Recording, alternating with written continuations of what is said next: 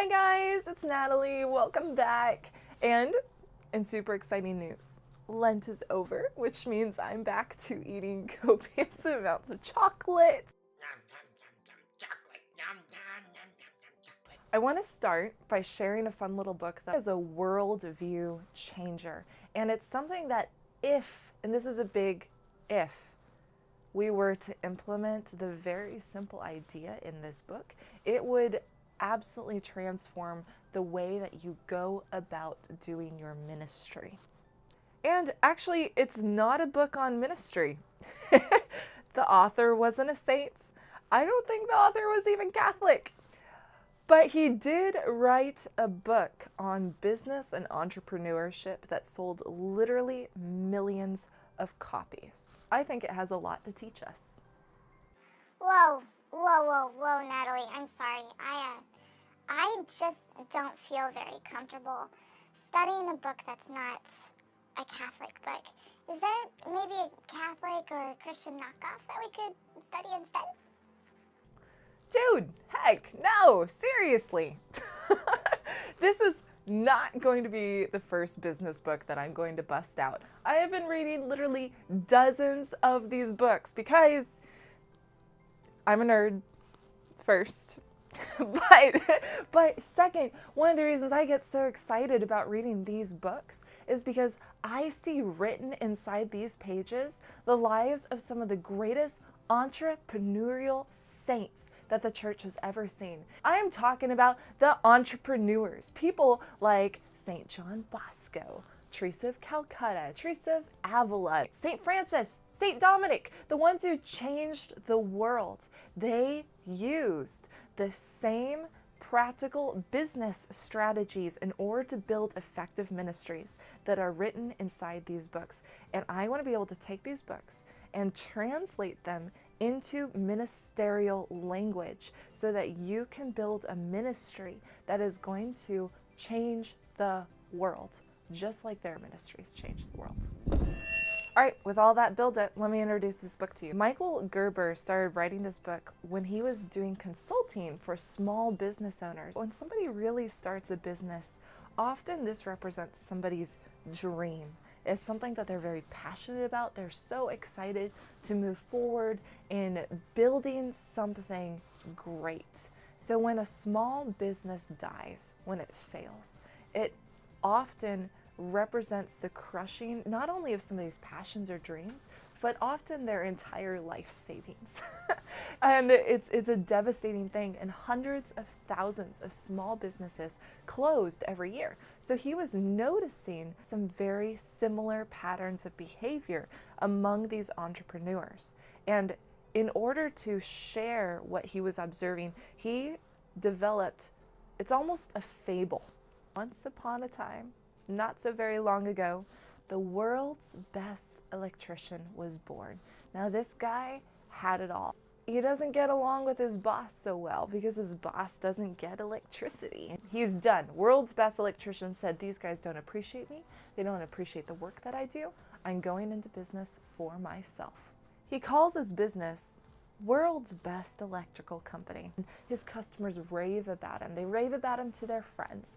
And soon he has more customers and they're raving about him. He's getting so much business. It's sure, he's pulling some long hours, but it's no big deal. The money's rolling in. He loves it. Well, he keeps getting more customers, so soon he's working 14 hours a day. Soon he has to add another day to the week, so he's working 6 days a week, 14 hours a day. Again, no big deal. He loves his job and he's so good at it.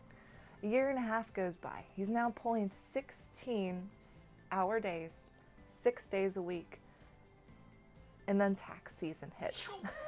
Now he's working 7 days a week. He realizes that he's been doing such a good job working on electricity that he has not been able to pay attention to the invoices, and that quite a few customers have not paid their full amount, but he had been too busy. He hadn't been able to keep up on that.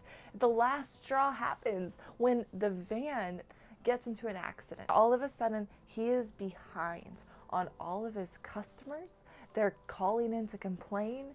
They stopped raving about him, and there's no way that he can get back the momentum that he had. And everything starts to disintegrate. And he suddenly realizes that when he left his original job, that he went to go work for an insane person. Himself.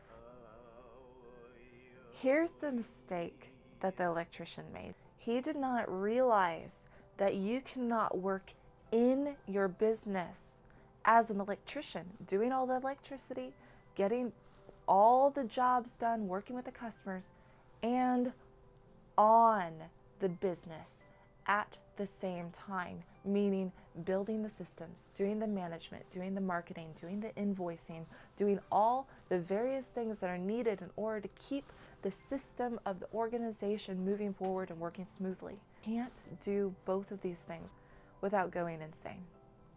What in the world does this have to do with ministry? Here's a couple questions. What has God called you to do in ministry? Is he calling you to work in ministry, or is he calling you to work on ministry? Let's say you're a speaker, doing the prep work, doing the research, getting up on the stage, giving that vibrant, amazing talk that builds rapport and blows your audience's minds. That is working in ministry. The church needs people who are excellent at working in ministry. We need awesome praise and worship leaders. We need people who can give talks that knock your socks off. We need great teachers. We need great counselors. We need people who are the face of love. We need people who are excellent at working in ministry.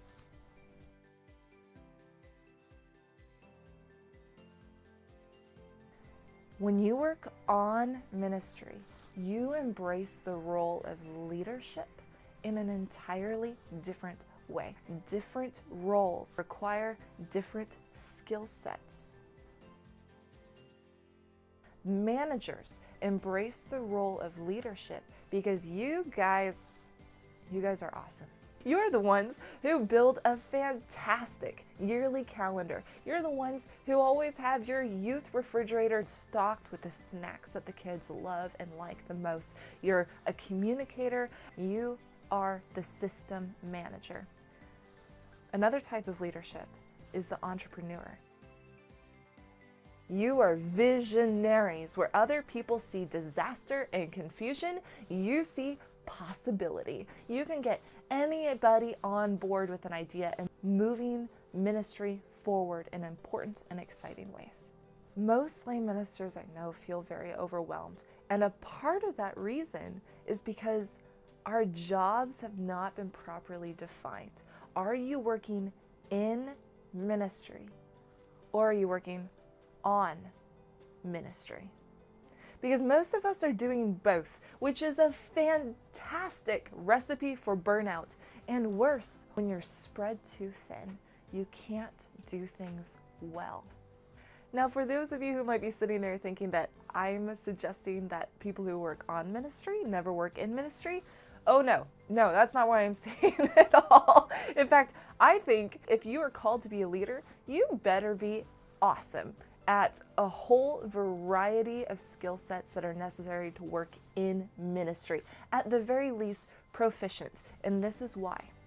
Is because if you're a system builder, if you're a leader, you're the one who's going to be recruiting and training and forming and managing all the people who are going to be working in the ministry. You're the one who has to recognize that inherent gifts and talents. You're the one who's going to have to help draw forth those gifts and talents, plug people into the right places so that ideally they would be able to do ministry better than you ever could alone.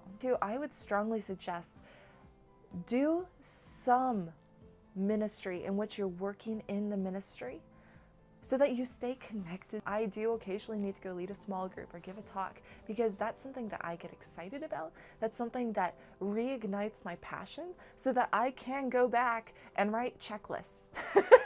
So I can go back and remember when I'm recruiting somebody to fulfill this particular working in the ministry job, that I can say and speak about it with passion and enthusiasm.